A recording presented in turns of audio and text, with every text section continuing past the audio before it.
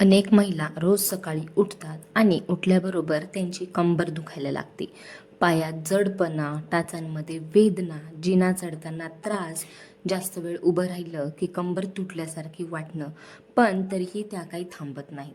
त्यांना वाटतं की पुन्हा कामाला लागतात आणि त्यांना वाटत असतं की हे तर सगळ्या महिलांना होतं आणि हे सगळं कॉमन आहे. पण खरंच का सतत कंबर दुखणं, पाय दुखणं, शरीरात आपल्या ताकद न राहणं हे शरीराचं नॉर्मल लक्षण असू शकतं का? तर हे शरीर आपल्याला काहीतरी सांगण्याचा प्रयत्न करत असतं. पण महिला स्वतःच्या वेदनांना कधीच महत्त्व देत नाहीत सगळ्यांची कामं करता करता. मग त्या घर सांभाळतात, मुलांची काळजी घेतात, ऑफिस करतात, सगळ्यांची सेवा करतात. पण स्वतःच्या शरीराकडे मात्र कायम दुर्लक्ष करत असतात. आणि मग हळूहळू हाडं कमजोर होतात, स्नायूसुद्धा कमजोर होतात, चालताना त्रास सुरू होतो, उठणं बसणं कठीण होऊन जातं त्यांचं. मग त्यासाठीच मी आज तुमच्यासाठी या व्हिडिओमध्ये खूप सविस्तर माहिती सांगणार आहे की महिलांमध्ये कंबरदुखी आणि पाय दुखणं हे जास्त प्रमाणात का असतं, किंवा शरीरात तुमच्या नेमकं काय घडतं, किंवा कोणत्या सवयी तुमचं शरीर खराब करत आहे, कोणती लक्षणं धोकादायक असू शकतात, किंवा महिलांनी काय खाल्लं पाहिजे आणि कोणत्या टेस्ट महत्त्वाच्या आहेत, किंवा शरीर पुन्हा मजबूत करण्यासाठी काय करायला हवं. म्हणून हा व्हिडिओ तुम्ही शेवटपर्यंत नक्की बघाल अशी आशा आहे. महिलांच्या शरीरावर जास्त ताण का येतो हे सगळं समजून घ्या. महिलांचं शरीर पुरुषांपेक्षा वेगळ्या प्रकारे काम करतं. म्हणजेच विशेषतः महिलांच्या शरीरात हॉर्मोनल बदल, पाळी, गर्भधारणा, डिलिव्हरी, मेनोपॉज या गोष्टी सतत सतत सुरू असतात. मग या प्रत्येक गोष्टींचा परिणाम त्यांच्या हाडांवर, स्नायूंवर, सांध्यांवर, कंबर, पाय या सगळ्या गोष्टींवर होत असतो. महिला मग दिवसभर सतत काम करत असतात. सकाळपासून ते रात्रीपर्यंत त्यांचा स्वयंपाक, घराची साफसफाई, घरातली कामं, लेकरांचं सगळं आवरणं, कपडे, मुलांची काळजी, पुन्हा ऑफिस, मग येता जाता त्यांचा प्रवास, यामध्ये त्यांना शरीराला पुरेसा आरामच मिळत नाही. विशेषतः घरकाम करताना महिला सतत वाकलेल्या अवस्थेत काम करत असतात. प्रत्येक काम हे त्यांचं वाकून असतं किंवा बसून असतं.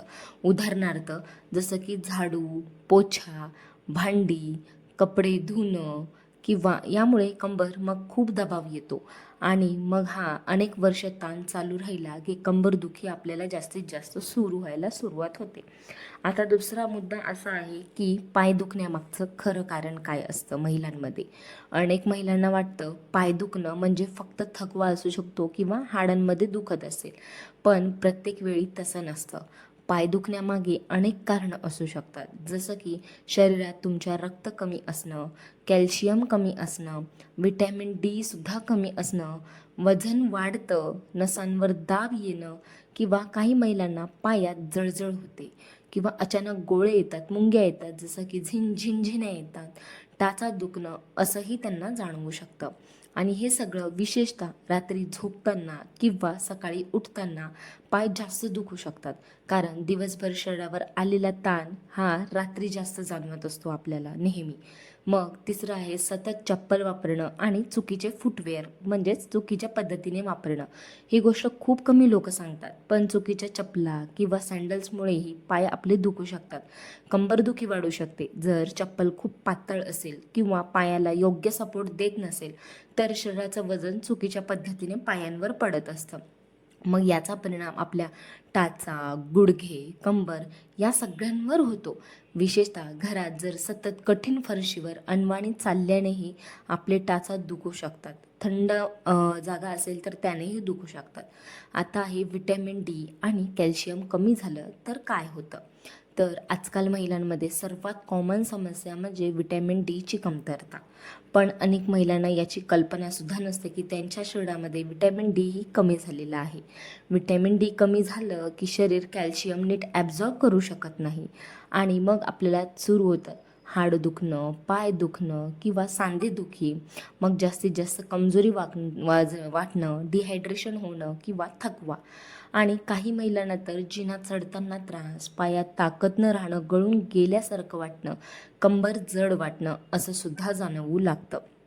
विशेषतः उन्हात हे सगळं उन्हात कमी जाण्यामुळं होतं, चुकीचा आहार नसल्याने पण होतं किंवा आपण जर बाहेरी पदार्थ म्हणजेच जंक फूड खाल्ल्याने सुद्धा होतं.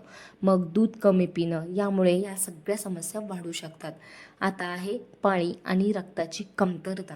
महिलांमध्ये रक्ताची कमतरता हे खूप कॉमन आहे, कारण विशेषतः जास्त रक्तस्राव होत असेल तर शरीरात आयर्न तर कमी होऊ शकतं, पण हिमोग्लोबिन कमी झालं की शरीरात ऑक्सिजनसुद्धा कमी पोहोचतं, स्नायूंना ताकदसुद्धा कमी मिळते, मग शरीर लवकर थकतं आणि मग आपले पाय दुखायला लागतात, चालताना थकवा येतो, कंबर जड वाटते, अनेक महिलांना जिना चढतानाही दम लागतो.